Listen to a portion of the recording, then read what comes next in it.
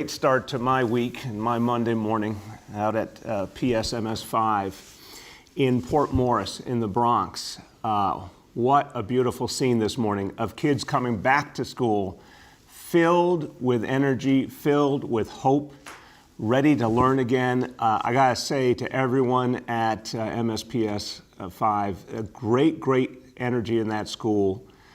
The school community was so welcoming to the kids. The parents were so happy and so relieved to have their kids going back to school. And Chancellor Carranza and I took time to speak with a lot of the kids and the parents, and we just heard such simple, powerful messages about why kids wanted to be back in schools, why parents wanted them back in school, how important it was to all of them that this day had come. And a young second grader named Ethan, I asked him how he felt, and he said the simplest idea. He said, "I like school." And I talked to a fourth grader named Martha, and I said, "Are you happy to be back in school?" And she said, "Yeah." I said, "Why?" And she said, "I learn more. I learn more when I'm back in school." And this is why it's so important. Our kids need to be back in the classroom. And I want to thank everyone who has worked so hard over these last weeks to get our kids back, to make sure that gold standard of health and safety we have is even stronger with the weekly testing. I want to thank all the parents who got their consent forms in, everyone, and at MSPS 5, the principal, Danielle Keene, the district superintendent, Rafael Alvarez, were with us today.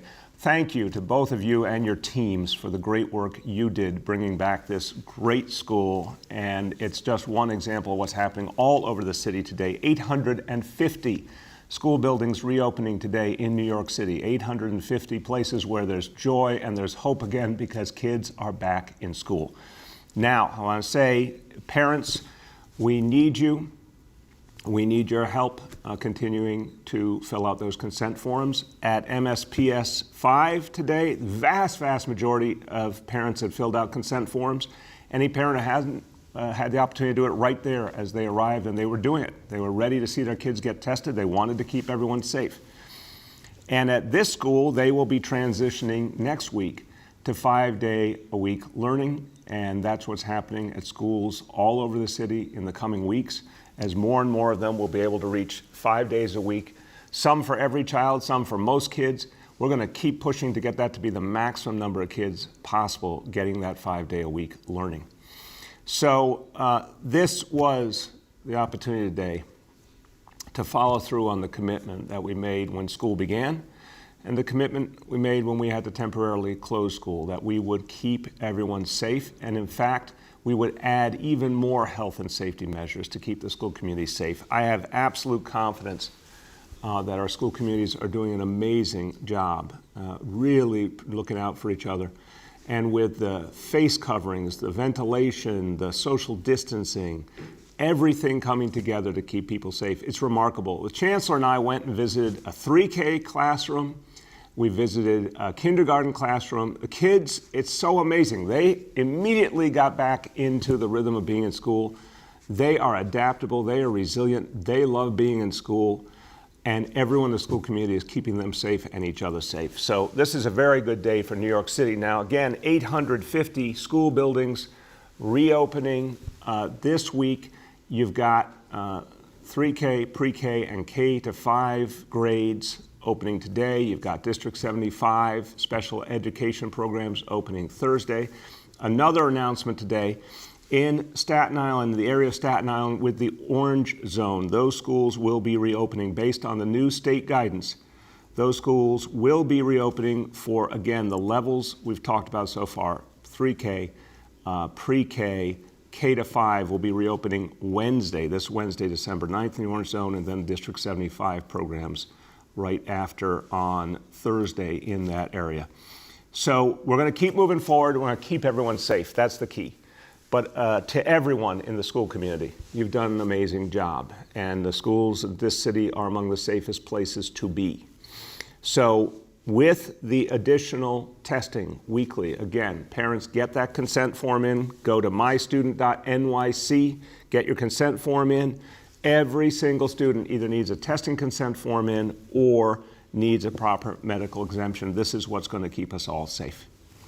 And speaking of keeping us all safe, let's talk about our indicators. I said a few days back that we are in a new reality here. First of all, the good news, we're in a new reality because a vaccine will be arriving in New York City in a matter of days, and every week we're going to get more and more, and that's going to be making more and more impact. But we also have real challenges over this next few months with the colder weather, with the challenges we've seen with the numbers going up with the coronavirus. So our indicators need to be retooled to reflect what we're seeing now and to make sure we're giving people the fullest picture of what we're facing and clarity about where we need to be going forward. So we're going to go over these indicators. I'll go over them first, and then I'll turn to Dr. Choksi, who'll go into a little more detail. So first of all, as we've done in the past, the first is current hospital admissions. And what we're doing now is flipping the equation a little. Today's report is 144 patients that are going into the hospital. Where we need to be is under 200. We still are. Now, this number has obviously been going up in recent days. We need to keep emphasizing 200 is what we want to stay below. But a new indicator we're adding is the hospitalization rate per 100,000 citizens, per 100,000 residents, I should say, of New York City. New York State uses this approach as well, so we wanted to track with it. Today's number is 2.28 per 100,000. We want to get that under 2 per 100,000 going forward. Okay, now on current new cases, we're now going to be including probable cases. And this is important to give the fullest picture. So we, in terms of the 7-day average of daily new cases, that number is 2,180 confirmed cases. And we want, of course, we're well past the number we want to be at, which is 550. But the new indicator is the probable cases, and that number today is 616 additional probable cases. Again, Dr. Choksi will give you more of insight into why we think it's important to note those probable cases as well. Now, number 3, the positivity levels in the city. We're eliminating the single day positivity number because it's become less and less pertinent with the amount of testing we're doing now and the lag time in getting all the results. The much more appropriate number, the one we're getting the most information from, is the 7-day rolling average. So today's report on the 7-day rolling average is 4.98%. Obviously, where we want to be is under 5%. So the idea is to constantly update these indicators so they can help you understand what's going on and what you need to do and how you can be part of fighting back this second wave. And here to explain why we're using this new approach, someone who's been leading the way in the fight against the coronavirus, our Health Commissioner, Dr. Dave Choksi. Thank you, Mr. Mayor. You've heard me say before that data is the lifeblood of our COVID response. But data is also at the center of New Yorkers' response. In order to act on that data, people must know the data. For months, we've presented indicators that alert New Yorkers to COVID-19 trends and shared more data on our public website than just about any other jurisdiction. And those numbers have driven necessary changes to our lives, both individually and collectively. We will continue to present daily indicators, but as the mayor said, we are going to make a few updates so that what we present every day is, number 1, comprehensive, number 2, stable, and number 3, consistent. To date, we reported cases that were based on molecular or PCR tests, which are the most dependable for a diagnosis of COVID-19. However, antigen tests, which check for a virus protein and can often return a result quickly, are growingly used as a screening test for COVID-19. I have to point out that there are some limitations to antigen tests compared to molecular tests. And if you have any questions about which one is right for you, please speak with your doctor about it. But because antigen tests have become more common and have improved over the last few weeks and months, we are adding antigen test results to our health department website. Positive antigen test results will be reported as probable cases according to scientific standards, while PCR positives will continue to be reported as confirmed cases. The daily indicator will combine both of these, both confirmed and probable cases, in a 7-day rolling average. These counts will ensure that we're keeping up with the science and making our data more complete. The second change, as the mayor said, is the elimination of single-day percent positivity. We've all seen how weekends, weather, or holidays can alter testing patterns, which can result in fluctuations in daily percent positivity. So moving forward, we'll focus on the 7-day average indicator, ensuring we get more stability. Our third change is to add per capita hospitalization rates to our current daily admissions indicator. New York State has a system for tracking total hospitalizations, and we share the goal of returning hospitalization rates to below 2 per 100,000 residents on a 7-day average. And so we're aligning those figures to ensure consistency. Now, independent of the details of the methods, I want to make sure we don't miss the forest for the trees. The trends we are seeing across all indicators are worrisome. Our shared goal is to get back below the thresholds that we have set, and the actions we take are what will get us closer. And last week, the CDC released a summary of 10 effective public health strategies for COVID-19 resurgence. These are steps that communities should focus on to address high levels of COVID-19 spread. These include universal use of masks, both indoors and outdoors, physical distancing and limiting contacts, avoiding non-essential indoor spaces and crowded outdoor settings, increased testing, diagnosis, and isolation, prompt case investigation and contact tracing, safeguarding persons most at risk for severe illness or death, protecting essential workers, postponing travel, hand hygiene, increased ventilation, and cleaning and disinfection, and finally, safe and effective vaccines. These are very consistent with the city's guidance over the last weeks and months, but now is the time to redouble our efforts and to turn science into the actions that we know can save lives. Thank you. Thank you so much, Dr. Choksi. And look, I want to bring these pieces together really simply. This morning I watched kids, little kids, with a mask on, getting hand sanitizer for their hands, knowing that they had to follow rules, getting a temperature check. Look, if our children can do all these things, we all can do it right too. So it's so important to listen to what Dr. Choksi is saying, what the CDC is saying. For example, we all, again, love to see our families, our loved ones, our friends at the holidays, but this is not a time to travel. So I'm going to keep saying it throughout the remainder of the holiday season. Please do not make plans to travel. If you have plans, cancel them, stay local, stay in very small, careful, safe gatherings. Also, for anyone over 65, anyone with those pre-existing health conditions like diabetes, heart disease, and other serious conditions, or someone who has both, change your ways and your habits. Stay in a safe situation, only go out for the most essential needs. We've got to all take this really helpful guidance and live it for a few months as we fight back this second wave once and for all, and as the vaccine comes into the city more and more. So this is our last big push. We can get through soon to the point where more and more New Yorkers will be vaccinated and we turn the corner. Okay, a few words in Spanish. Hoy empezamos a cumplir nuestra promesa de abrir de nuevo algunas escuelas por fases y de forma segura.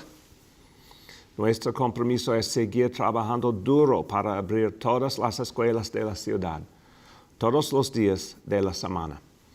Padres y familias, sabemos que contamos con ustedes en esta lucha y juntos vamos a mantener a nuestros niños seguros todos los días. With that, let's turn to our colleagues in the media, and please let me know the name and outlet of each journalist. Hi all, we'll now begin our Q&A. With us today is Dr. Dave Tochke, Schools Chancellor Richard Carranza, and Senior Advisor Dr. Jay Varma. With that, we'll go to Rich Lamb from WCBS Radio. Good morning, Mr. Mayor, and everybody on the call. How you doing, Mr. Rich? Mayor, good. So I'm doing all right. You're characterizing this as our last big push, but how long do you think that last big push is going to last, and what is it going to consist of? I'll give you my view, Rich. I think we've got a few tough months ahead. I mean, we see these numbers, these indicators. December is going to be tough. January is going to be tough. I think the more work we do, the more we can knock this down. And once we get past the holidays, obviously you're not going to have as many gatherings, which is helpful. But the real issue is getting the vaccine in, getting it to as many New Yorkers as possible. That's going to take months. I think the way to think about it is December, January is going to be a lot of challenges. As we get into February and beyond, it gets easier and easier. Go ahead, Rich. Mr. Mayor, second question, completely different. The man on Staten Island, the bar owner, Daniel Presti, who has now been arrested twice and apparently ran into a sheriff's deputy with his car deliberately and has been charged, but was released on his own recognizance. What do you think about the fact he was released, number one? And number two, how about his actions? I think his actions are extraordinarily disturbing. I think they're disgusting. I think it's just, there's no excuse for someone doing something that might threaten the life of a law enforcement officer, and that's what he did. Our sheriff's deputy, his life was in danger because of what this guy did, and it's absolutely unacceptable, and he should pay very, very serious consequences for what he did. Look, I am always concerned that we have to make sure consequences are clear.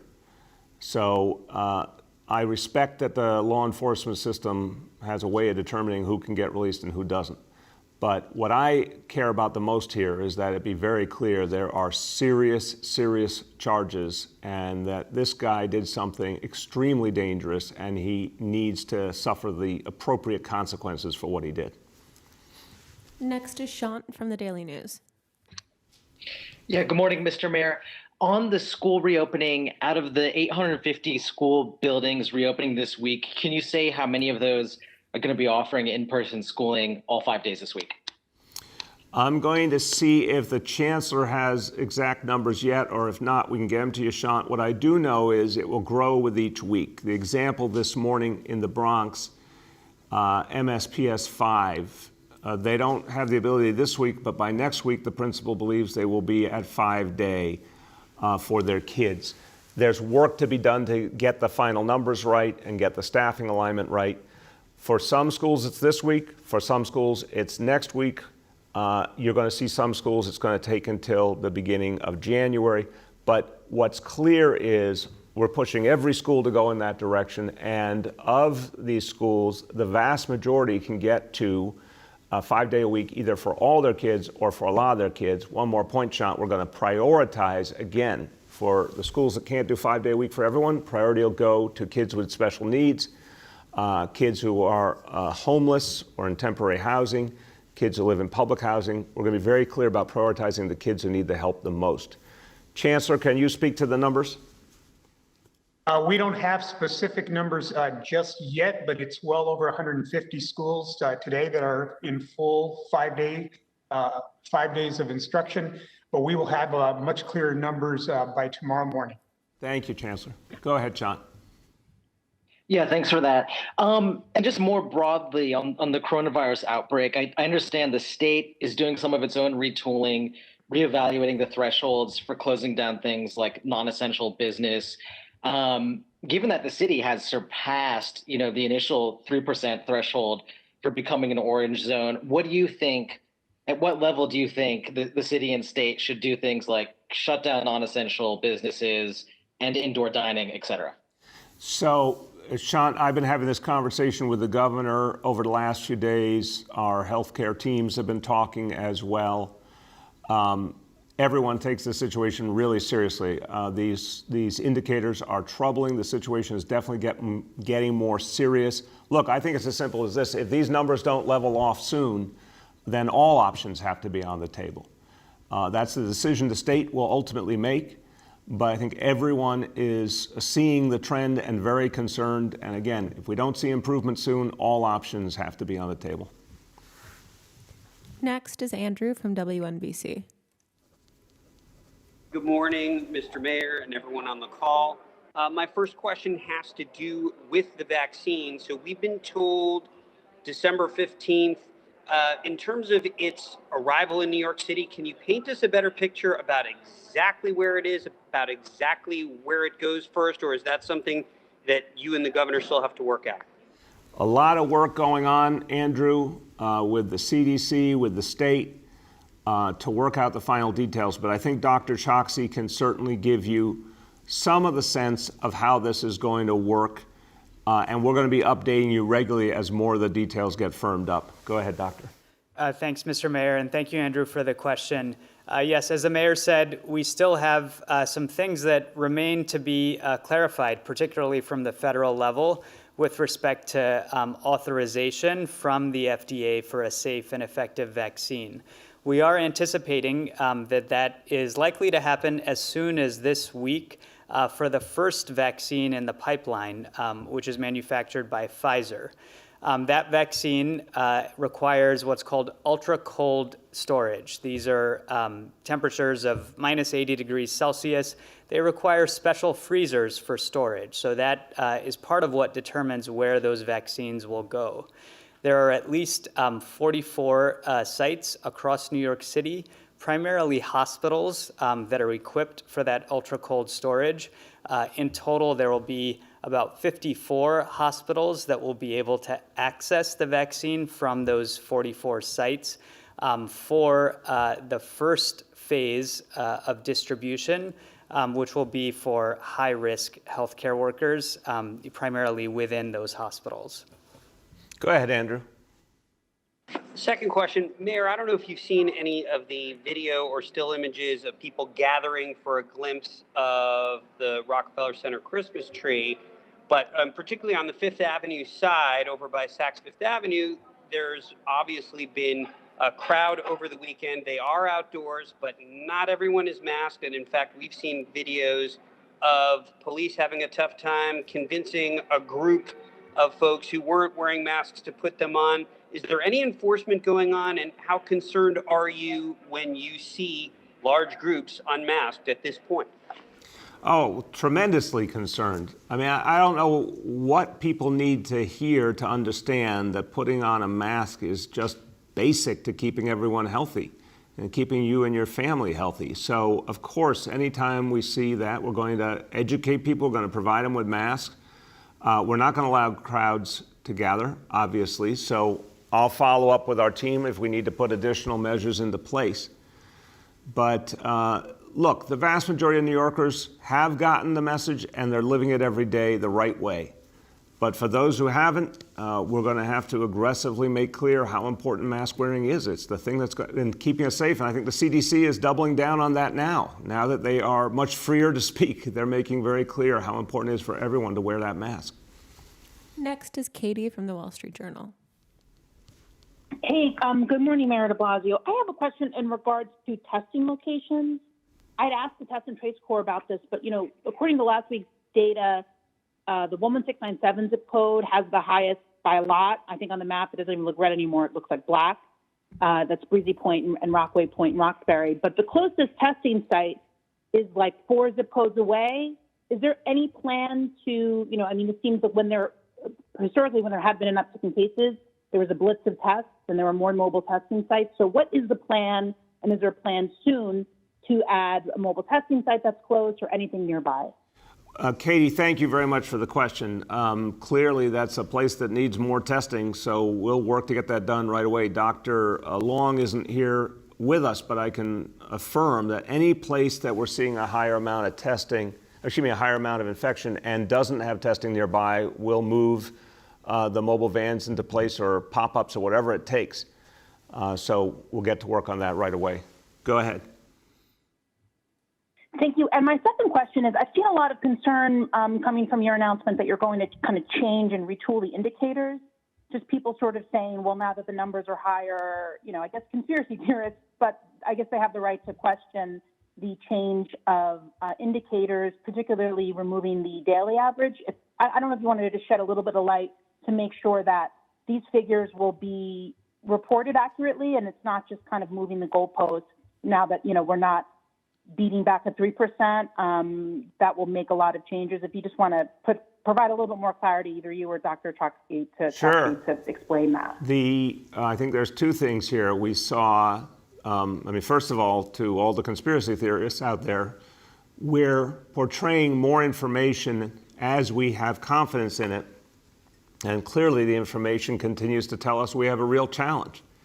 So I don't know where the conspiracy theorists go when we're giving more and more information and it's helping to show the extent of the challenge. What the daily was being in some ways hindered by was the amount of time it took to get the results in each day, not giving us as accurate a picture as we wanted first thing in the morning, and the 7-day being more consistently accurate and indicative. And then on the probables, that's all about what Dr. Choksy said, the improvement in some of the testing that we thought was important now to reflect that previously was more questionable because the quality of the testing was more of an open question. And Dr. Choksy, why don't you speak to that? Yes, sir. Thank you. And thanks for the question. As the mayor said, this gives us a more comprehensive picture, but also one that allows us to discern the trends over time in a more stable and consistent way. Specifically about the testing, we know that antigen testing has become more common over the last few weeks, and we want to reflect that in our data, both in terms of the number of tests that are being done via molecular versus antigen tests, as well as when we see positive results either on molecular or antigen tests. So this is additive. It gives us a better sense of what's going on overall. Thank you. Next is Ravain from Hamodia. Good morning, Mr. Mayor. I would like to ask you about the crime statistics which were released Friday. This is the 6th consecutive month that shootings have gone up by more than 100% from the same month the previous year. Can you please comment on the statistics? Yeah, we're going to do a lot to turn that around as we go into 2021. It's really straightforward to me. We went through arguably the hardest year in New York City history. Tremendous challenges for all our communities and for the NYPD. But what you've seen in recent months is more and more work between the NYPD and neighborhoods through neighborhood policing and more gun arrests. And we're going to go strong into 2021 and turn that trend around because we're going to, in the course of just the next few months, turn the whole reality around. The vaccine is coming. We're going to be able to get our economy back. It's going to be a very different reality in 2021. Go ahead. Until a few months ago, when the crime statistics were released, you had the police commissioner on the press conference. I'm wondering why for a few months now that stopped and if we might get that back. Thank you. Again, thank you. What we used to do was different press conferences, different days, different weeks about different topics. Now we do constant press conferences about one major topic, which is the fight against the coronavirus, and bring in different commissioners and different leaders depending on the issues we're talking about. But the focus every single day, the most important thing, the thing that will allow us to fix everything else is to beat back the coronavirus once and for all. Next is Nolan from the New York Post. Good morning, everybody. Good morning, Nolan. How you doing? I'm all right. How are you doing, Mr. Mayor? Good, man. If we could just circle back to the Staten Island bar owner real fast. There are a lot of people who are looking at what unfolded on Staten Island and wondering what would have happened if the barkeep weren't white. Would he have been released on his own recognizance? And would someone who ran over a sheriff been treated in a similar manner if they weren't white? Nolan, look, we should always ask if people are being treated fairly and if there's equality in the way we enforce our laws. This is such an important topic. In this case, I want to hear from the law enforcement leaders, the NYPD, the district attorney, et cetera, on the decision and why it was made and how it fits with the overall rules of who gets released and who doesn't. But let's be clear, the most important thing is what this guy did, and it was absolutely unacceptable. I'm sure this is a guy who would say he's all in favor of law and order. And, you know, he's making a big deal about what's happened with his bar. Well, guess what? Law and order means when the state of New York says your bar needs to be closed, your bar needs to be closed to protect people's health and safety. No excuses. And when you violate the law, there will be consequences. And then if you take an action against a law enforcement officer, there will be even more consequences. So this guy is a hypocrite, and he's about to pay the price for his hypocrisy. Go ahead, Nolan. And back on the subject of schools, you guys are celebrating the return of elementary school kids to classrooms today. Is there a date for when middle school and high school students will be able to return to class? And secondly, on the topic of remote learning, I asked this last week. There have been reports out of 2 major Washington, D.C. school districts that say the number of kids that are failing their classes or not getting sufficient instruction, that number has soared. Does the school system here have any metrics by which it's measuring the quality of the education kids are getting through remote learning? Yeah, so I'll be very quick because those are 2 very different questions. My goal is to get middle school back as quickly as possible. Practically, that means January, and then when we have that secured, to move to high school. On the question of constant evaluation, yes, we do constant evaluation and constant efforts to improve remote learning. Chancellor, you want to speak to that? Sure, Mr. Mayor. So you're absolutely right. That's a constant and consistently evolving process.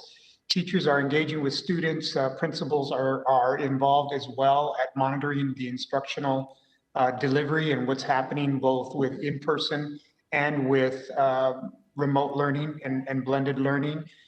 There are school grading policies that are in place and actively in place.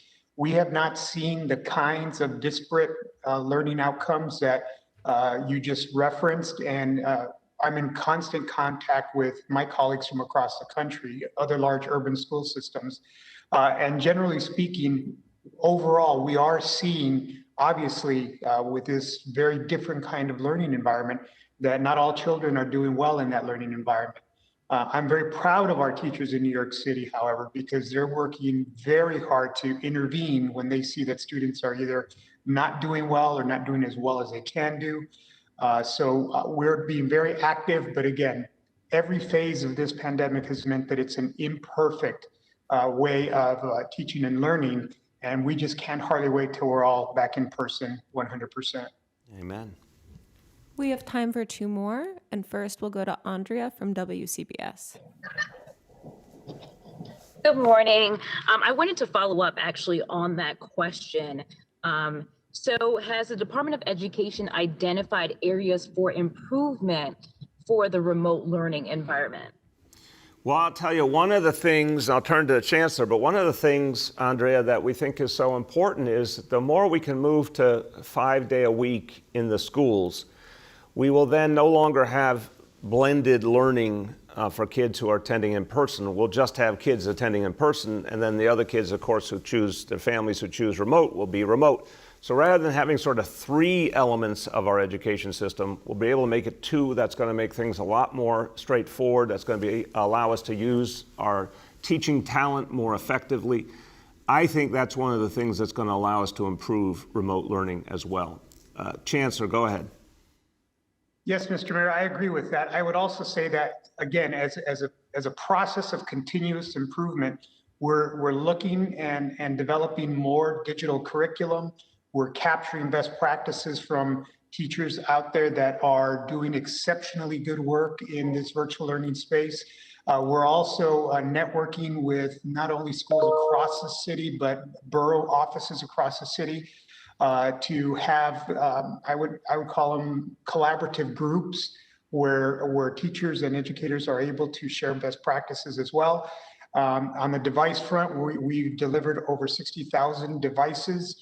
We are well on track to making sure that every student that's told us they need a device will have that device before we go on winter break. But I also think it's important to understand that parents, teachers, students, everyone is just exhausted. We had to transition into this new way of teaching and learning in a very short time frame, a matter of days, and it hasn't relented since March. People are just tired. So I can understand the frustration that folks feel. Believe me, everybody is feeling that. But as the mayor has continued to say, there is tremendous hope on the horizon. And we need to be able to push through so we can get to a place that feels much more like what school usually feels like, the social interaction, the social emotional learning, et cetera. Excellent. Andrea, go ahead. And so, continuing with that, is there a plan for maybe the summer or the fall to really start dealing with this substantial learning loss, especially in communities that, communities of color, low-income communities that are hardest hit?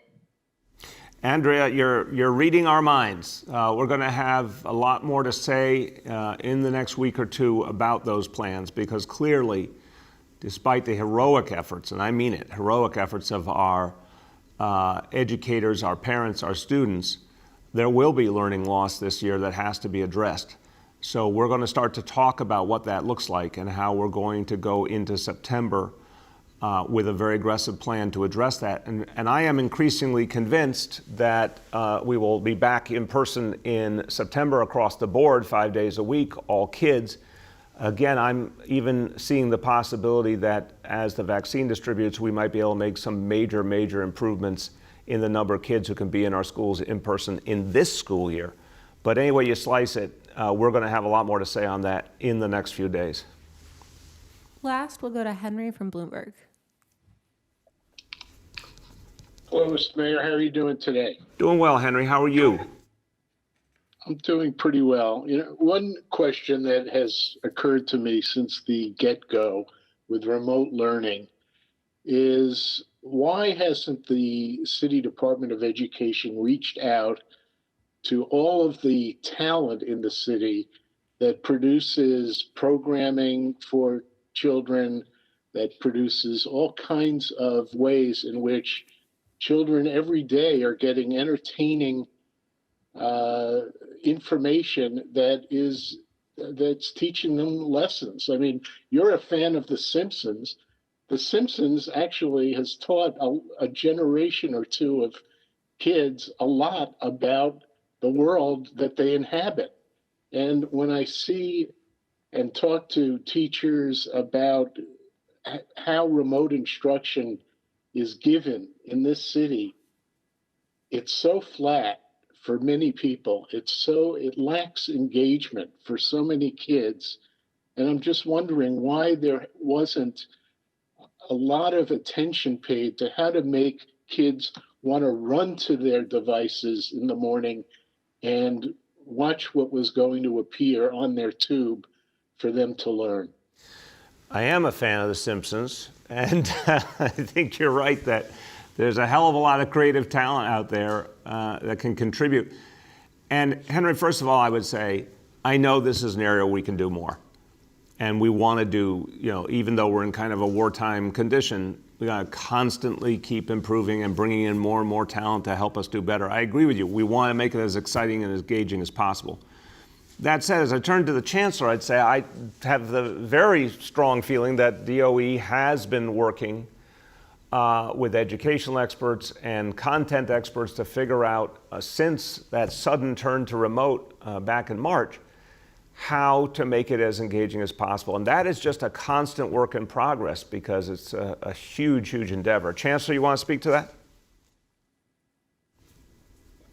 Yeah, so again, understanding that there's always room for improvement, we actually have been doing that. We partnered with WNET and we produced a whole series of early childhood TV programming where students got lessons and they had interactive activities. They even got to do physical activities with some of their favorite characters. That was completely produced in partnership with the DOE and with a local artist. We've been partnering with community-based fine arts programs, our museums, our libraries, you name it. We've been reaching out and partnering to get as much content and as much, I would say, child-friendly content as possible. The bottom line is that remote learning is not the ideal way for any child to learn. And there are always going to be limitations on remote learning, which is why we've really moved heaven and earth to create a safe learning environment for children in person. That being said, I also speak to lots of teachers and principals, and the negative impression that you've conveyed, Henry, I'm not questioning, but I'll tell you, I can tell you about a lot of teachers that have done really incredible things to make remote learning the engaging experience that you yourself have described. Go ahead, Henry. Okay, thank you for that answer. I guess the other question I had went to the city budget, completely different discussion. Range, Henry. It appears, it appears, it appears that the latest stimulus package is not really going to contain money for state and local governments to balance their budgets. Is this going to cause you to reevaluate and reassess how you're going to balance the 2022 budget? Look, I'd say a couple of things real quick. I am very, very concerned about the situation with the stimulus. It's months and months overdue, remembering that the House of Representatives acted 6 months ago, and it's crazy that we have not seen a further major stimulus. What's on the table can best be described, most charitably be described as a down payment. Well, certainly every city and state in America would take an infusion of help right now, but this could only be seen as a small beginning to what we really need, which is a huge stimulus that will put us all back on our feet and move the economy forward and move the recovery. We're going to be building our budget knowing that the stimulus is a question mark. We don't know if there's going to be a vote this week or before this Congress leaves session. We don't know what happens once Joe Biden becomes president. We have to take care of our own people as best we can and keep fighting for the best possible stimulus.